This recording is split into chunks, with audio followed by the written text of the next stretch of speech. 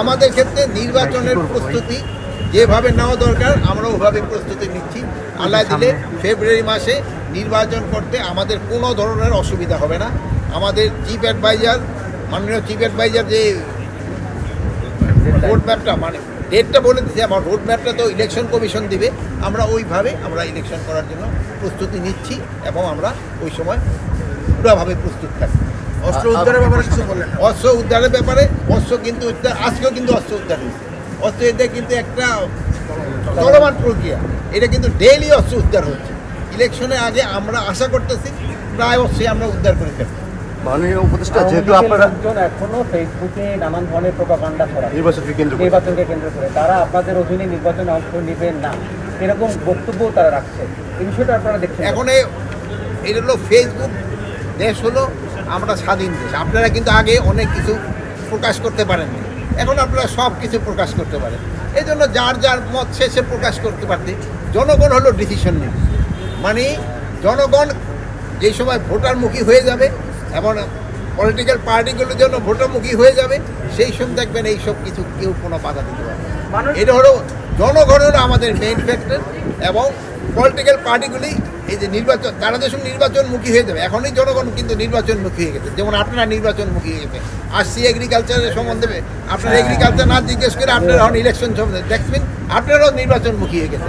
এই পরে যেহেতু সবাই নির্বাচনমুখী হয়ে যেতে নির্বাচন করতে কোনো অসুবিধা হবে। মাননীয় উপদেষ্টা, নির্বাচনের সময় সব ধরনের পদক্ষেপই নেওয়া হবে, শুধু নির্বাচনে না, অন্য সময় যেন কোনো অস্ত্র ঢুকতে না পারে এই জন্যই সবসময় পদক্ষেপ নেওয়া। সীমান্ত কতটা নিরাপদ? সীমান্ত সম্পূর্ণ নিরাপদ।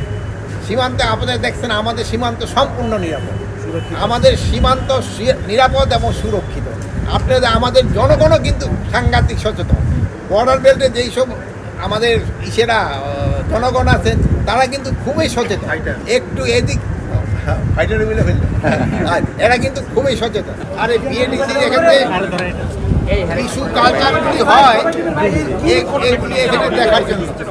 এই জায়গায় এখানে আলুর টিস্যু কালচার হয়, আপনার এখানে আলুর টিস্যু কালচার হয়, আনারসের টিস্যু কালচার হয়, আমাদের যে জারবেলা ফুলের টিস্যু কালচার হয়, অর্কিডের টিস্যু কালচার হয় এবং খেজুরেরও টিস্যু কালচার শুরু হবে। এখানে আমাদের জানেন যে আমরা এখানে সৌদি আরবিয়ার থেকে তো আমরা এখন খেজুর ইম্পোর্ট করে আনি। আমাদের এখানে এখন চেষ্টা করা হচ্ছে আমাদের এখানে খেজুর উৎপাদন করার জন্য। যেমন আমরা যদি ভালোভাবে উৎপাদন করতে পারি হয়তো আমাদের এই খেজুর ইম্পোর্ট করতে হবে না। প্লাসে আলুরও টিস্যু কালচার, আপনারা জানেন আলুও কিন্তু আমাদের আলু বীজ আমাদের নেদারল্যান্ড থেকে ইম্পোর্ট করতে হয় এবং অনেক দামে ইম্পোর্ট করতে হয়। এখন এখানে এই টিস্যু কালচারটা যদি ভালোভাবে আরও হয়ে যায়, যদিও এখনও আমরা প্রচুর পরিমাণ আলু দেই, কিন্তু তারপরে আমাদের চাহিদার তুলনায় আমরা এখনও পারতেছি না। এই ভবিষ্যতে হয়তো আমাদের যতটুকু চাহিদা এখান থেকে আমরা হয়তো উৎপাদন করতে পারবো। আর এখানে 4টা বীজ খামারও করা হচ্ছে।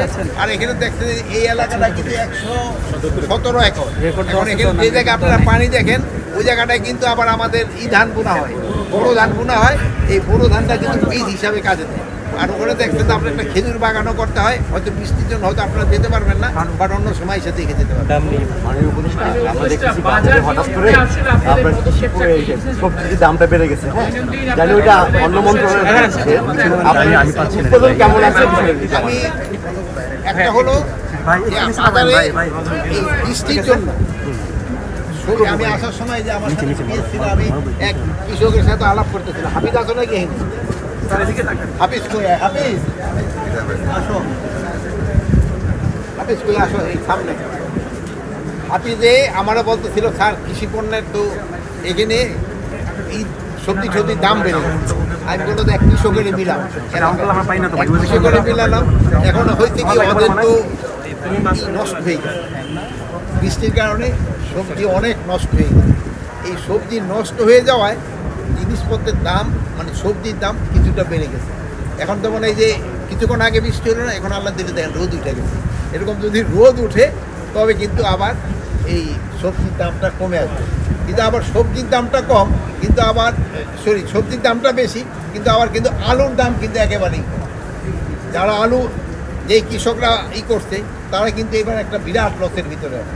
তা আমরা এবার চেষ্টা করতেছি সরকারি মাধ্যমে কিছু আমরা আলু ক্রয় করব এবং আলুর একটা মূল্য আমরা কোল্ড স্টোর পর্যায়ে নির্ধারণ করেছে। কৃষকরা খুব একটা বেশি লোকসানের ভিতরে না পড়ে, তারা অন্তর লোকসানের ভিতরে না পড়ে।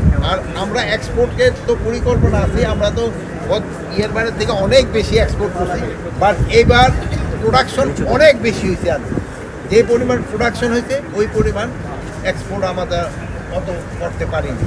আর 2 নাম্বার হলো আমাদের যে আলুটা, এই আলুটাতে কিন্তু যে চিপস টিপস বানানোর একটু সমস্যা হচ্ছিল, এটার জন্য এখানে এই রিসার্চ হচ্ছে যেন আমরা এই আলু দিয়ে আমরা যেন নিজেরই চিপস করতে পারি, তবেও কিন্তু এই আলুর ব্যবহারটা অনেক বাড়বে। প্লাস ওই আলুর আরেকটা জিনিস হলো করতে হচ্ছে যে বিদেশে থেকে যে আলুটা আনতেছে, এটা এই আমাদের যদি এই গবেষণাটা ভালোভাবে সাকসেসফুল এখনও যদি হয়, তাহলে আমাদের হয়তো ভবিষ্যতে আর এই বীজ আলু আনতে হবে না। এই ক্ষেত্রে কৃষকদের উৎপাদন খরচটা একটু কম। ধরনের উপদেশটা একটু ভিন্ন ইস্যুতে যাচ্ছে, সেটা হচ্ছে নির্বাচন ইস্যুতে। আমরা যেটা দেখলাম যে আওয়ামী লীগের বিভিন্ন পেজ থেকে তারা হচ্ছে নির্বাচনকে বানচাল করার জন্য বিভিন্ন চেষ্টা করছে, এবং সেই সাথে আমরা দেখলাম যে অস্ত্র উদ্ধারেও সরকারের অনেকটা তারা সফল হতে পারেনি। সব কিছু মিলে আসলে আগামী নির্বাচনটা চ্যালেঞ্জিং কোথায় দেখছে? একটা একটা করে বলুক, একটা করে বলুক। একটা হলো বলবে বলুক না। হচ্ছে যে